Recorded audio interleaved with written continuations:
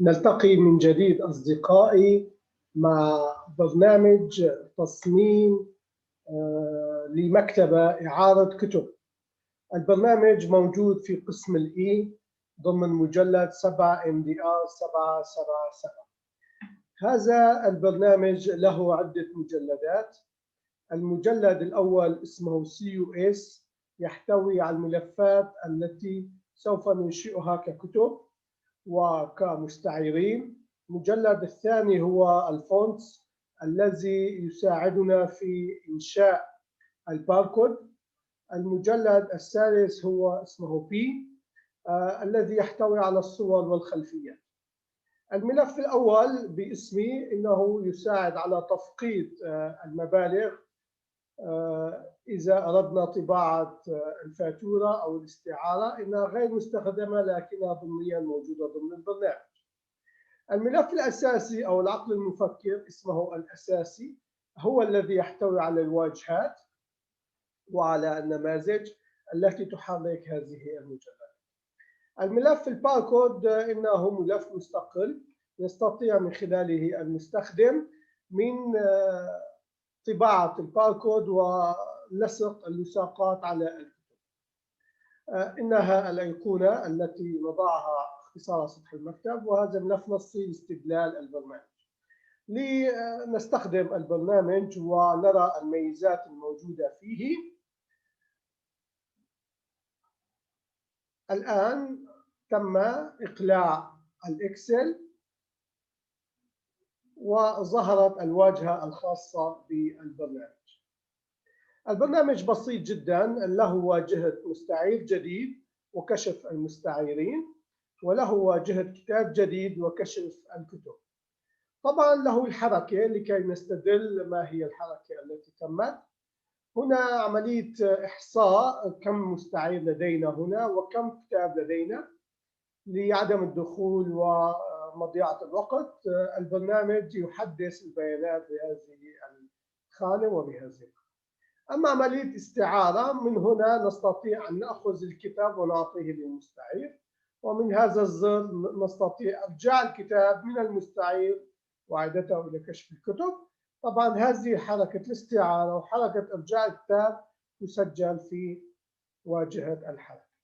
لنأخذ مثال ونسجل كتاب جديد لنفرض. لدينا تصنيفات هنا، أطفال مثلا. نستطيع أن نسجل أطفال ونضغط هذا الزر للحفظ لكي يكون موجود ضمن السهم ونعود ونختار الأطفال. لا يوجد حاجة لتسجيل مرة أخرى الأطفال.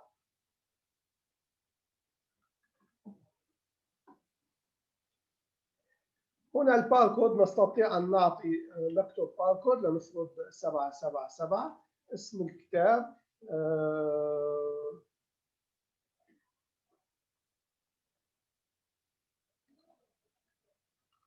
أطفال 5 سنوات مثلا. نعطي أمثلة. المؤلف لنعطيه مثال أنه AAA. دار النشر BBB. عدد الصفحات يمكن أن نضع عدد الصفحات، وهنا ملاحظات 1 أو ملاحظة 0. عندما نضغط على زر الأوكي يتم حفظ هذا الكتاب. الآن سوف نلاحظ الطريقة التي يتم فيها تسجيل المستعير. الكتاب أصبح موجودا لدينا، نستطيع أن نعاود ونسجل كتاب جديد. أما المستعير الجديد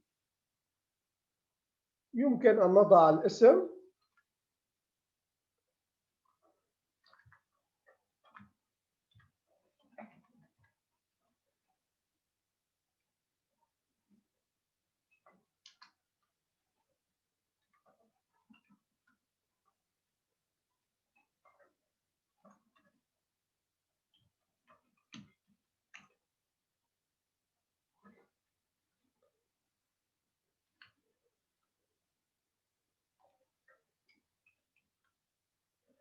نعطي إشارة أوكي.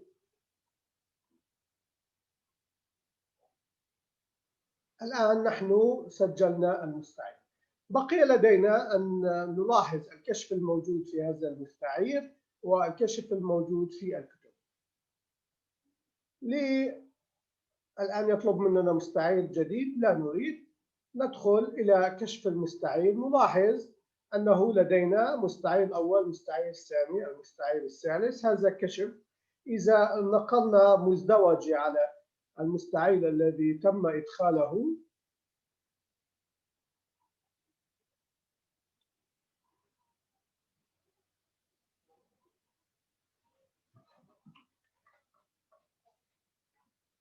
عملية التعديل موجودة في هذا الزر. فإذا هذا الكشف يعطينا استدلال ما هي الحركة التي حدثت مع هذا المستعير. أما كشف الكتب لنلاحظ ما هي الحركة التي تمت في كشف الكتب. نلاحظ لدينا الكتاب الأول، الكتاب الثاني، الكتاب الثالث. هذه هي التفاصيل. عندما ننقل مزدوجة على كشف الكتاب يعطينا أيضا التفاصيل. طبعا يمكن أن ندخل هنا كمية الكتاب ونسجل هنا ملاحظات معينة. نلاحظ أن تم إدخال الكتاب.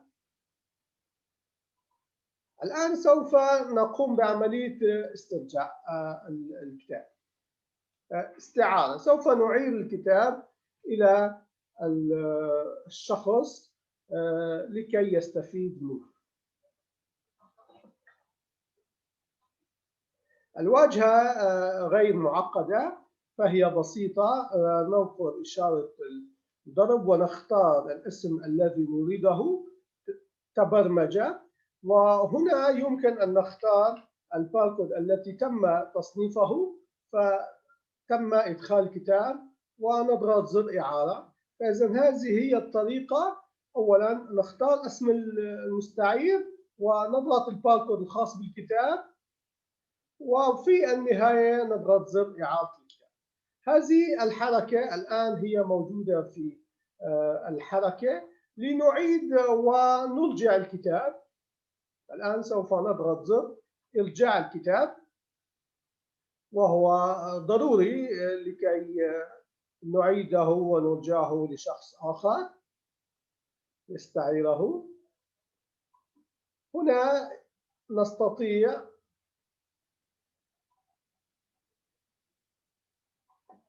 إرجاع الكتاب.